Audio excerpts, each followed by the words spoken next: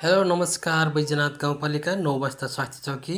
यो हाम्रो चाहिँ नाम दर्ता तथा औषधि वितरण कक्ष, निःशुल्क वितरण गर्ने औषधिको नामावली, विभिन्न स्वास्थ्य सेवा सामग्रीहरू र आपतकालीन नम्बरहरू।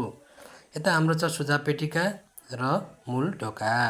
सुरुमै हाम्रो चाहिँ बिरामी बस्ने स्थल अथवा वेटिङ हल सँगै ड्रेसिङ र इमर्जेन्सी कक्ष। विभिन्न स्वास्थ्य शिक्षा सामग्रीहरूले सजाइएको छ भने एउटा बेड र ड्रेसिङ ट्रली रहेको छ। यो हाम्रो चाहिँ खानेपानी फिल्टर र हात धुने बेसिन, नजिकै शौचालय। यता हाम्रो ओपिडी बिमारी जाँच कक्ष, जहाँ चाहिँ विभिन्न किसिमका रोगहरूको उपचार गर्ने गरिन्छ, बिमारी जाँच गरिन्छ। यता हाम्रो नाम दर्ता तथा औषधि वितरण कक्ष रहेको छ, जहाँ चाहिँ अनलाइन सिस्टमबाट नाम दर्ता र औषधि वितरण गर्ने गरिन्छ। हाम्रो सिस्टरले अनलाइन इन्ट्री गरिराख्नु भएको छ। हेलो।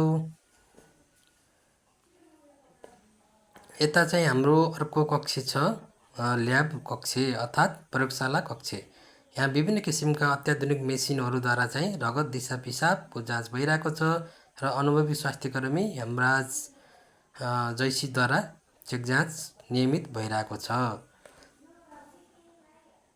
र यो हाम्रो चाहिँ एचपिएमएसएस स्कोर 94% रहेको छ। यो चाहिँ आइसी कर्नर, जहाँ चाहिँ स्वास्थ्य शिक्षा सामग्रीहरू राखिएको हुन्छ। यो हाम्रो प्रशासन कक्ष, जहाँ म आफै बस्ने गर्छु र प्रशासनिक कार्यहरू यहीँ बसेर गर्ने गर्छु। र हाम्रो विभिन्न किसिमका प्रमाणपत्रहरू 9 बस्ता स्वास्थ्य चौकीका। यता हामी चाहिँ स्टोर रुम चाहिँ यता रहेको छ। विभिन्न किसिमका औषधि तथा औषधिजन्य सामग्रीहरू र अन्य सामग्रीहरू यहाँ राखिन्छ। यता हाम्रो एएनसी र फ्यामिली प्लानिङ, खोप र पोषण कक्ष। यता हाम्रो चाहिँ सिनियर अनमीद्वारा पोषण र खोपको चाहिँ लेखाजोखा हुने गर्दछ। भने यता हाम्रो चाहिँ नागरिक बडापत्र रहेको छ। भने यता इम्प्लान्ट राख्नको लागि टेबल अथवा चाहिँ हाम्रो बेड रहेको छ। भने यता हाम्रो चाहिँ नर्सिङ कर्मचारीहरूले अनलाइन सिस्टमबाट रेकर्डिङ रिपोर्टिङ गर्ने कार्य गरिराख्नु भएको छ र सेवा दिइराख्नु भएको छ।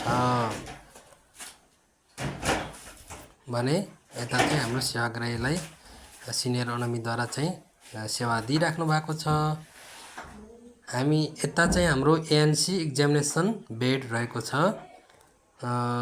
यता एएनसी एक्जामिनेसन बेड र यता फ्यामिली प्लानिङको इम्प्लान्ट बेड रहेको छ।